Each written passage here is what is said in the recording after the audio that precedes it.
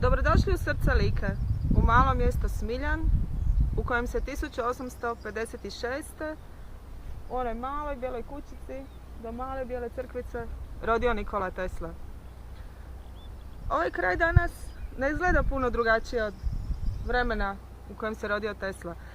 I to je nešto što je na neki način zapravo predivno i najljepša ostavština Tesli, da je ovo danas park prirode, zaštićen od bilo kakvih suvremenih civilizacijskih tekovina na kojima je radio Tesla.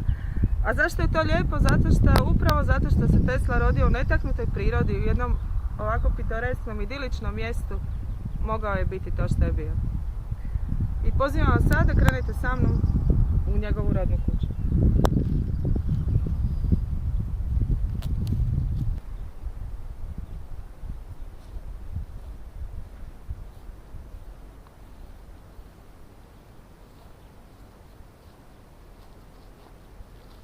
Okay.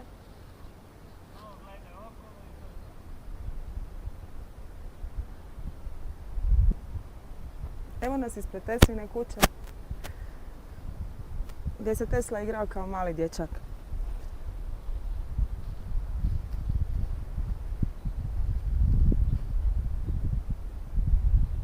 Koji se iz ovog pitoreskog mjesta otisnuo u bijeli svijet i napravio nešto nevjerojatno, što upravo drži u rukama na ovom spomeniku.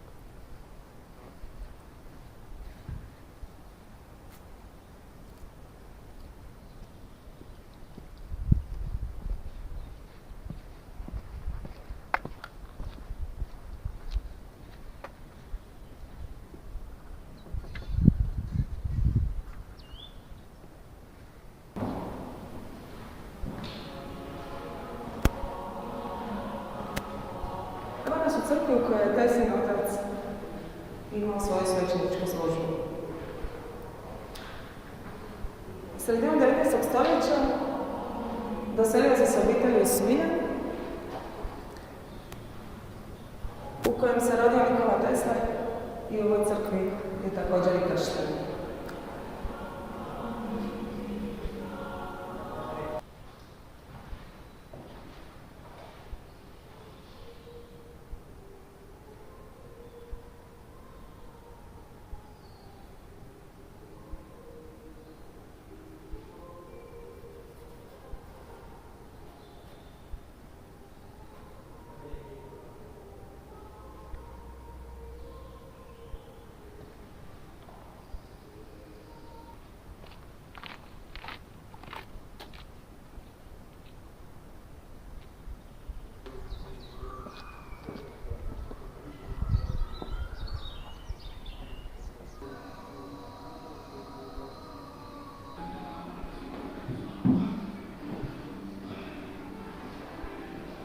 Evo nas u rodnoj kući Nikola Tesla.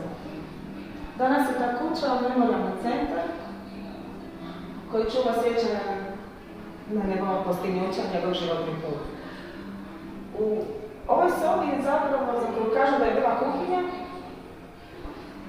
odrastao mali Tesla i živio u ovoj kući do svoje 6. godine. Kao što ćete vidjeti kad prođemo kroz ovu kuću, šetnja će trajati jako kratko, jer ličke kuće su bile male, ali prepune djece i veselih ljudi.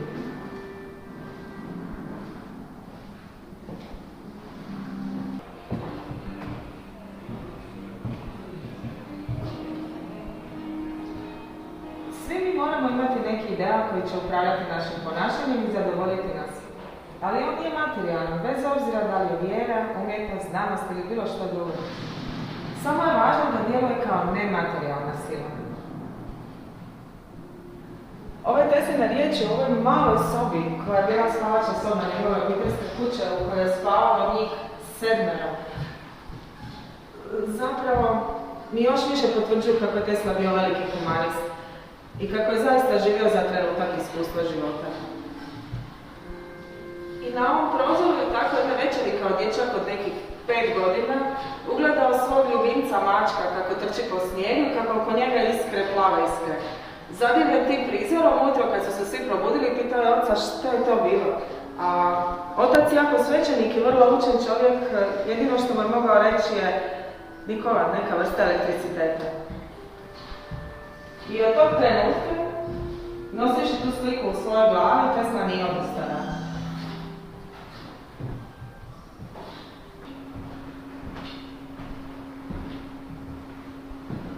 U ovoj trećoj, zadnjoj prostoriji je bila pisarnica, zapravo ured Teslinog oca svećenika. I tad je tu bilo vjerojatno i više knjiga. Neke od knjiga koje su se tad nalazile, vidimo i tu, koje su zapravo bile Tesli jedini pogled u svijet i u znanje koje je toliko tražio.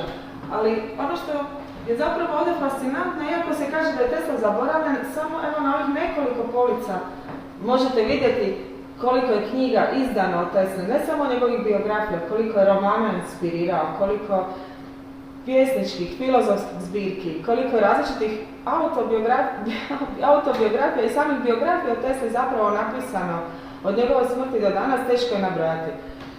Tako da, zapravo, iako se možda naoko čini da je Tesla zaboravljen, izgleda da on ipak još uvijek danas živi u svakom od nas.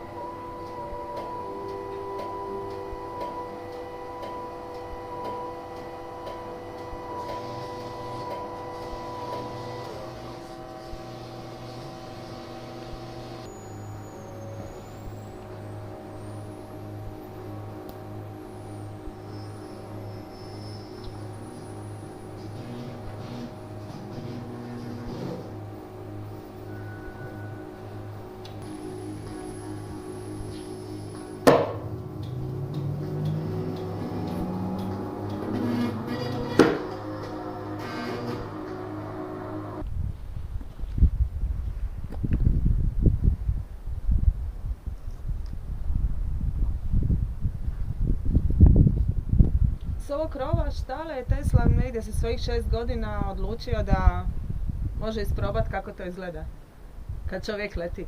Otvorio je kišobran, vjerojatno se popao ili na ovaj krović ili je skočio s ovog prozora i naravno, imao je sreće da se nije polomio.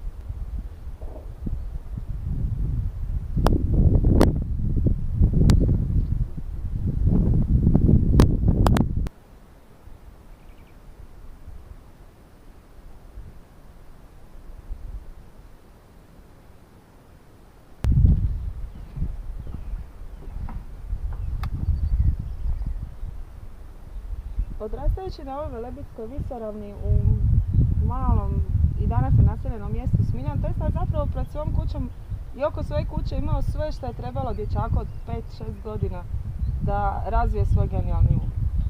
I upravo na ovom potoku Tesla kaže da je napravio svoju prvu turbinu od 16 hrušteva. Legenda također koja je zanimljiva uz ovaj potok zapravo najbolje opisuje Teslu kakav je bio i kao dječak, a kasnije kao čovjek. Vuk samotnjak koji je bio posvećen stvaranju, znanju i učenju.